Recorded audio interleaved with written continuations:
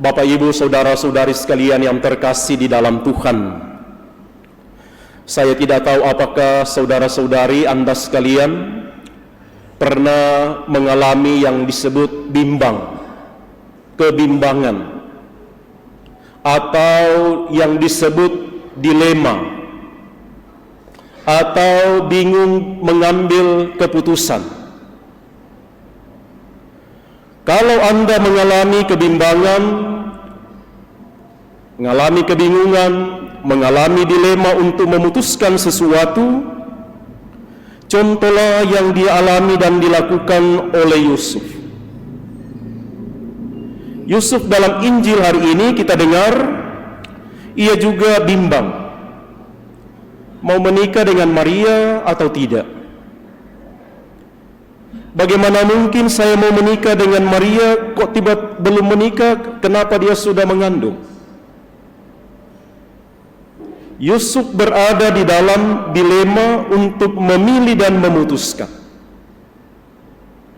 Tetapi kita mendengar bagian akhir dari Injil, dikatakan kepada kita, ia mengambil Maria sebagai istrinya. Pertanyaannya, bagaimana Yusuf sampai kepada keputusan ini?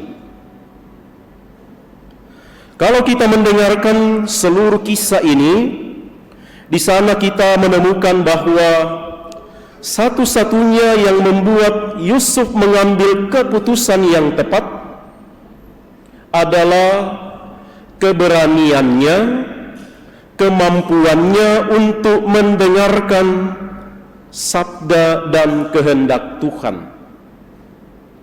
Kemampuan Yusuf untuk mendengarkan kehendak Tuhan itu terjadi di dalam doa yang dikatakan dalam mimpi. Tuhan hadir kepadanya dalam mimpi. Yusuf membiarkan dirinya untuk mendengarkan kehendak dan keinginan Tuhan di dalam doanya. Maka poin pertama yang membuat Yusuf mampu keluar dari kebimbangan adalah berani mengikuti dan mendengarkan kata-kata Tuhan di dalam doanya. Membiarkan Tuhan menuntun dirinya.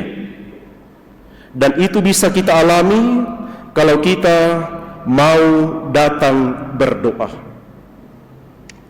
Poin yang kedua adalah Yusuf mampu memutuskan karena ia tidak egois, tidak memperhitungkan ini menyenangkan saya atau tidak menyenangkan saya. Yusuf mengambil keputusan yang tepat karena ia menyadari dan mengakui, bahkan mengetahui bahwa biarlah saya berkorban memilih keputusan ini, yang penting Maria, orang lain boleh mengalami keselamatan, boleh mengalami kebahagiaan. Maka kalau kita mau mengambil keputusan, berada di dalam dilema, mari kita mempertimbangkan apakah keputusan saya ini, meskipun saya sedih, berkorban, sakit, tapi orang lain berbahagia.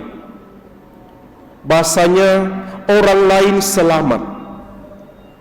Yusuf mengambil keputusan ini supaya keselamatan itu bisa terjadi, supaya manusia mengalami keselamatan.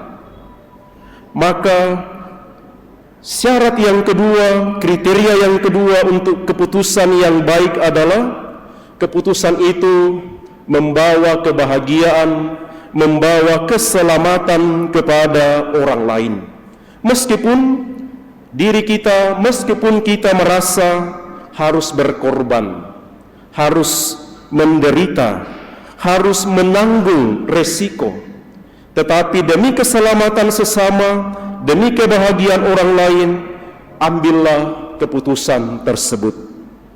Mari kita mohon dalam perayaan Ekaristi ini, semoga doa dan teladan dari Santo Yusuf membuat kita selalu bersukacita, bergembira dalam seluruh keputusan kita, karena keputusan itu adalah kehendak Allah, dan karena itu adalah kehendak Allah akan membawa kebahagiaan bagi diri kita, tetapi juga bagi orang lain. Semoga demikian.